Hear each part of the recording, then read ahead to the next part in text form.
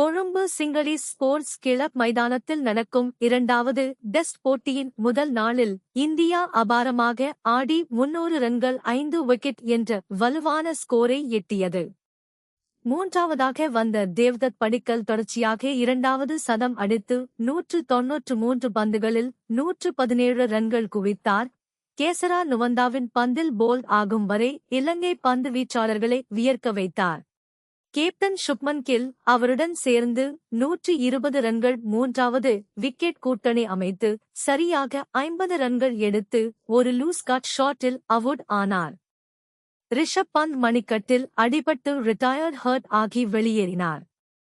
ரவீந்திர ஜடேஜா 83 பந்துகளில் 43 ரன்கள் எடுத்து நாளின் கடைசி ஓவரில் இரண்டாம் புதிய பந்தில் அசிதா பெர்னாண்டோவிடம் அவுட் ஆனார். இலங்கை பக்கம் அசிதா பெர்னாண்டோ 3 விக்கெட்டுகள் எடுத்து சவால் விட்டாலும் காலி டெஸ்டில் 165 ரன்கள் வித்தியாசத்தில் வென்று தொடரில் 1-0 முன்னிலையில் உள்ள இந்தியா இந்த மைதானத்திலும் மேலோங்கி நிற்கிறது. நாளை காலை இரண்டாம் புதிய பந்தில் விக்கெட் எடுக்கும் வாய்ப்பை இலங்கை பயன்படுத்திக் கொள்ள முயலும்.